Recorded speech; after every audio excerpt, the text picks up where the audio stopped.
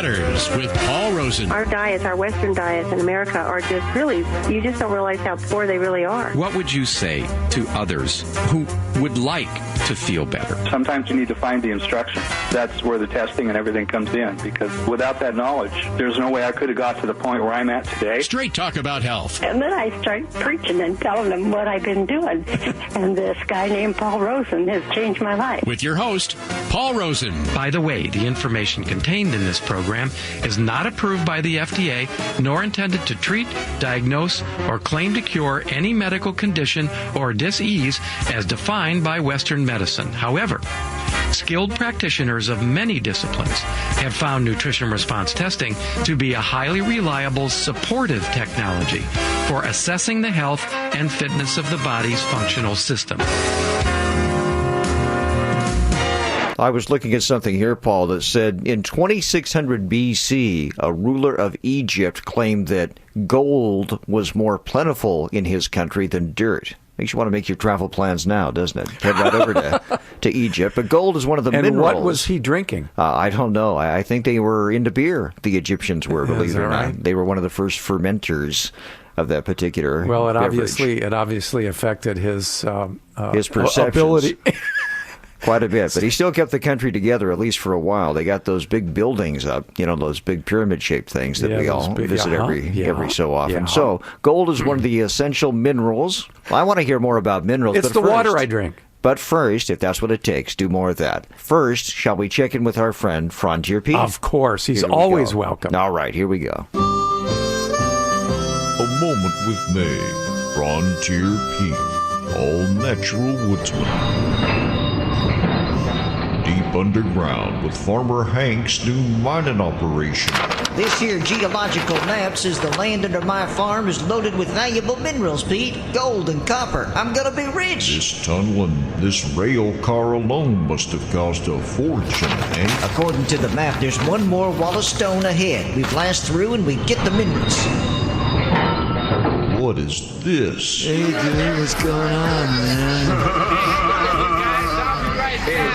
It's 420, man. Oh, dagnabbit. What? I misread the map. It's not a wall of stone. It's a wall of stoners. What's the hassle, man? I'm freshly baked, dude. Well, what now, Hank? Just have to blast them out. Then we plant the dynamite. You can't do that, Hank. Here, distracted with these Doritos. I'm gonna get to my gold. Hey, we smoked that, man. You smoked all the copper and gold? No, not all of it. Thank heavens. We also made some brownies, man. Here you go. What do you think, Pete? No jury would convict you, Hank. Fire in the hole. Well, that was a failure. Whoa, dude, that was loud. Hey, this is great, man. Hey, explosive fumes, man.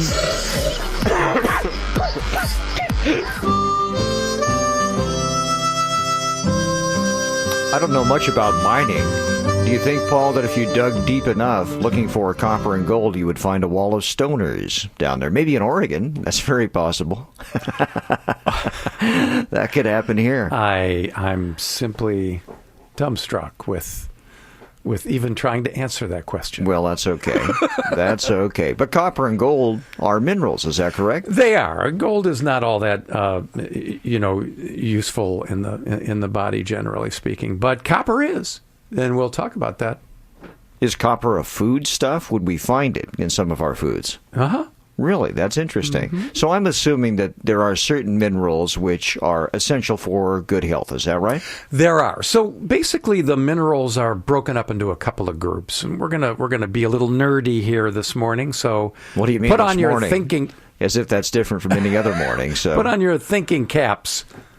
God, that's an old one, isn't it? Yeah, it sure is. That goes back like to Rocky and Bullwinkle again. Exactly. Showing your age again. I know, but it's really one of my favorite cartoon shows of all time. Okay, so we're going to be nerdy. Put on your thinking cap. So we've got, the minerals are basically broken down into two categories, macro and micro.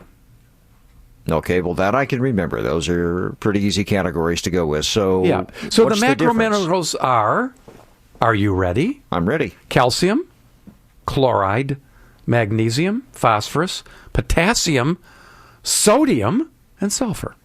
Okay, some of those we recognize immediately as foodstuffs, like sodium, for example. Well, with foodstuffs, you're talking about sodium chloride, which is what table salt is. Okay, but that's one I think we can immediately pick out. But these other elements you'd mentioned in that macro group, sulfur for particular, or just for example, I don't think we would necessarily associate that with food. Oh, absolutely. Absolutely. It's one of the reasons why, broccoli or cauliflower smells so bad. There's sulfur in there. Well, there's something I've learned this morning already. So valuable information is being imparted. And when I said micro, trace is usually the word that is used to describe the other types of trace minerals, which are known to be essential to life.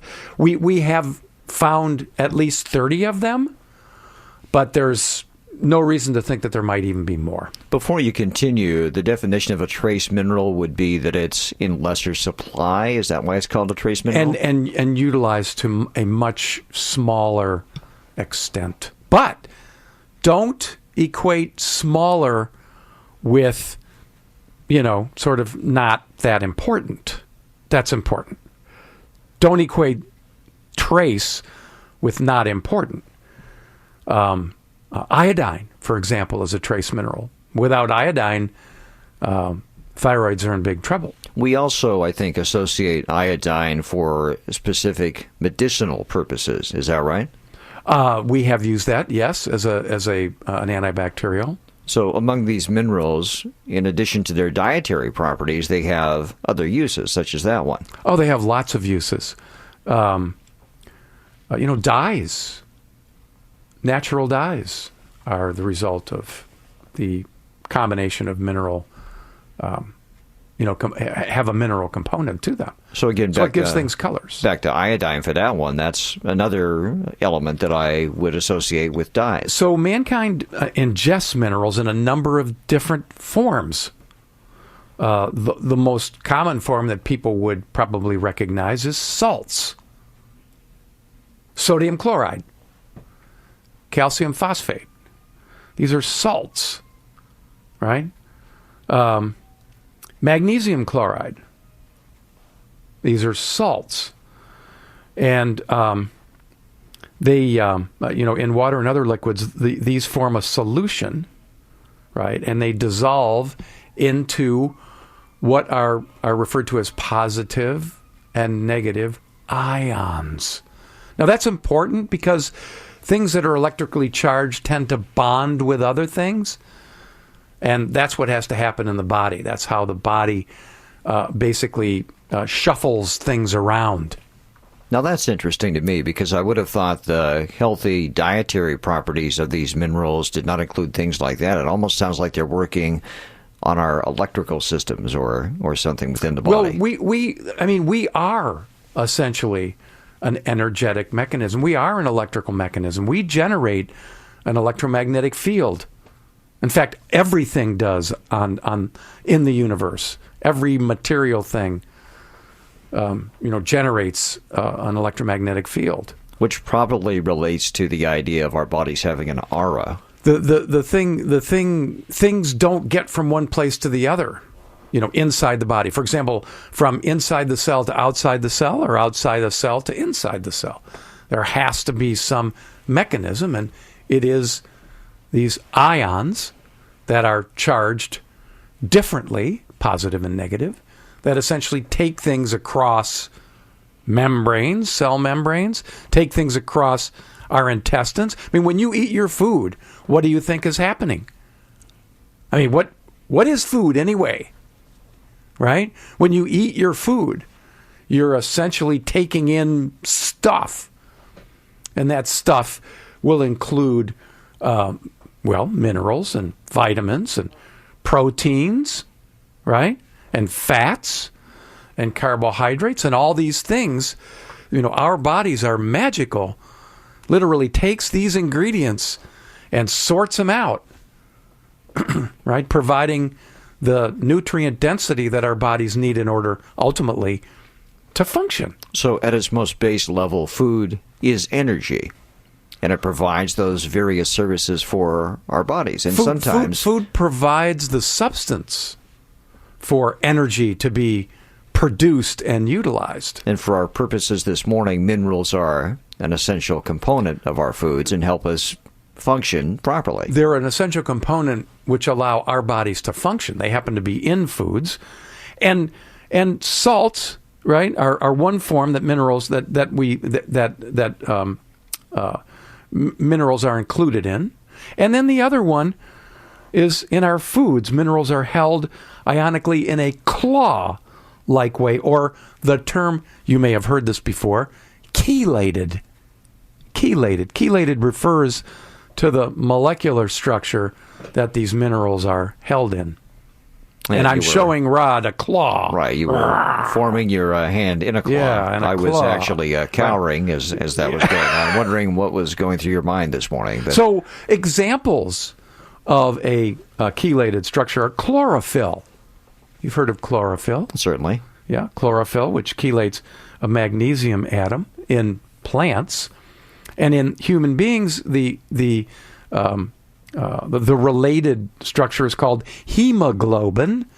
You've heard that before. Right, chlorophyll, hemoglobin. All of us who had a 6th grade science class are going to be familiar with these terms. I think we have a lesser knowledge, however, which we're picking up right now, of the direct impact on our health. Yes. So hemoglobin chelates iron. Iron is a mineral, right? That's what bonds with oxygen, carries it around to all of our cells in our bodies, without which we would what? Die. Yeah, we would expire. We would expire. So minerals are extremely important in essentially maintaining and restoring all kinds of function within the body. So if minerals, though, are so omnipresent in our various foods, how is it we could have too few minerals? Well, this takes us back. It's a very good question. This takes us back to why soil is so important. Now, we have essentially completely bought into the notion that you can grow plants with synthetic fertilizers, nitrogen, right? But plants only contain the nutrient density that is existent in the soil. So if the soil's damaged, the plants aren't going to grow to their full potential. Well, they may grow to be huge, and we've proven that. We can go out in a field and we can spread a whole bunch of synthetic nitrogenous fertilizer and grow amazingly remarkable plants. But these will be second-string plants lacking in some essential ingredients. The only way that a plant contains nutrient density is, can it absorb, is the soil that it's grown in.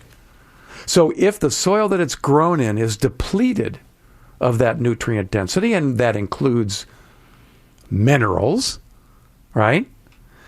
Then what is that food?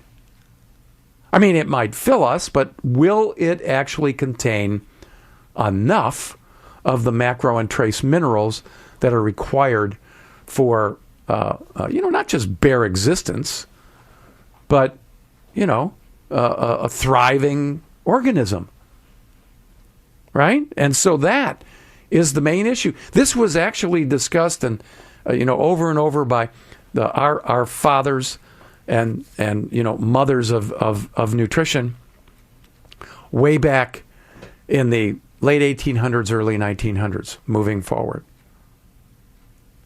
Was the soil is the key. Maintain the soil. Keep the soil healthy. And so the discovery by a chemist, and I forget his name off the top of my head, but of being able to enrich a soil with nitrogen synthetically and watch plants explode may have actually been going on the wrong track. So I'm going to continue the sports analogy I established a few minutes ago and say that these plants, which are artificially enhanced, are kind of like the third-string quarterback who's all pumped up with steroids. Looks great, looks like a fine physical athletic specimen, but he's much better at warming the bench than heating up the field, say. Ouch. So that guy exists, and he's basically the artificial plant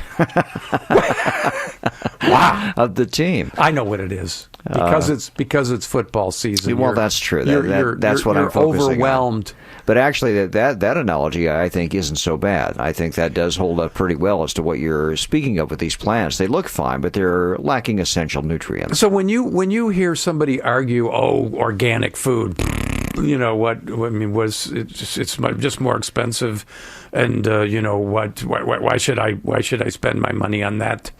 Like that. When and the reason is because it has been shown. There was a Rutgers study that was actually put on the web and then removed, and I can only imagine who ultimately removed it.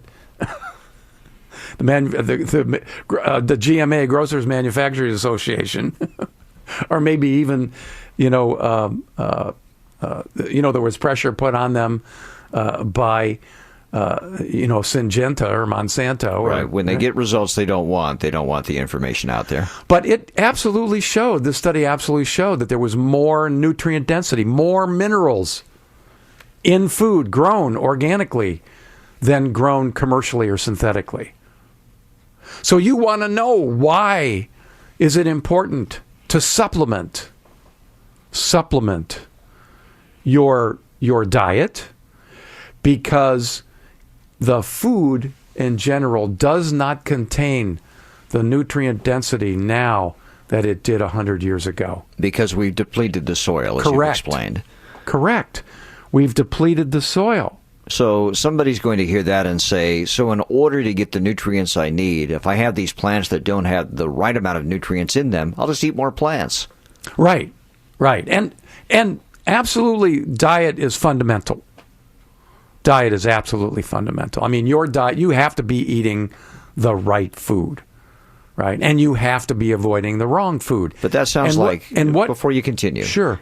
Your thought there is obviously right. Eat the right food, avoid the wrong food. But my point, if you have plants that don't have enough nutrients and you figure you can get the nutrients you need just by eating more of those plants, because inevitably the amount of nutrients will be proper, that doesn't sound right to me at all. It's like if you have one bad carrot, eating 5 bad carrots doesn't equal one good one, does it? My point exactly. Okay, there we go. See, we're on the same page here. What? How's that possible? I don't know. It doesn't happen often. But here we are. Yeah. I mean, you can get the bulk. You can feel full. But the question is are you actually getting the nutrient density? And in this case, we're talking the macro and trace minerals to the degree that is necessary in order to maintain normal function. We're going to talk about a few conditions throughout the show, and which will indicate to you, Mr. and Mrs. Listener, why your body's actually starving, even though you're not hungry. So I'm going to ask the obvious question here, which you may have touched on a moment ago. If we're concerned about plants coming from these depleted soils, is the answer always necessarily to shop organic? Well, it's just something. If you want to make an investment in your health, the answer is absolutely yes. I mean, if you think your health is important, you think it's worth investing a few, extra bucks in your health. And I will tell you this, anybody who doesn't have it knows that they wish they'd been investing. If you're taking medications, you didn't invest enough, right? Then absolutely, organic is the only way to go to at least set down, some kind of foundation that can be built upon. Salts, which are a combination of two ions, electrically charged sodium and chloride, for example. Sodium is positively charged. Chloride is negatively charged. Calcium phosphate. Calcium is positively charged. Phosphorus is negatively charged. So do they always come in groupings like that, positive and negative? Salts, yes, they always come in groups like that. Mm-hmm. Well, that's interesting. Yeah. Did not know that. Yeah, and then the chelated minerals, right? So they come in those two forms. So when minerals are usually absorbed, they're absorbed in the body in their ionic form, right? If they are not in their ionic form when consumed, they are ionized in the gut, right? With salts dissolving into their two components, or chelates releasing their key elements. So are these things being processed in the body, in the gut, to be properly used by the body? They are absorbed through the gut. So if, for example, if the body needs calcium, right? The parathyroid, which is an endocrine gland, and we've talked about endocrine glands over many different shows, but I'll be happy to review that with you. By the way, there is a podcast available on the endocrine system at acunatural.com. Cool. So if the body needs calcium, and everybody knows that the body needs calcium, the parathyroid gland will send a signal to the intestines, in particular the intestinal wall, to form a calcium-binding protein. That protein will then pick up a free calcium ion that's basically circulating and transport it through the intestinal wall and release it into the bloodstream. Now, this is really important because any of you who have food sensitivities will know, unfortunately, that your gut has been injured and foreign proteins have been transported or have been allowed to leak, thus leaky gut, leak through the intestinal wall and have triggered the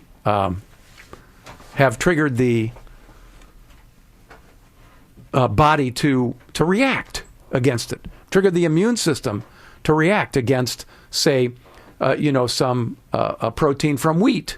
This is amazing to me how well the body communicates with its various parts to make these things happen. So the key is in order to utilize your minerals, this is the example I'm using, in order to utilize them, number one, you have to absorb them. You have to get them from someplace, food, hopefully. And then your organs and glands have to be healthy enough to be able to do their job. In this case, the parathyroid's stimulating the other part of the body and going out and grabbing a calcium ion for whatever purpose.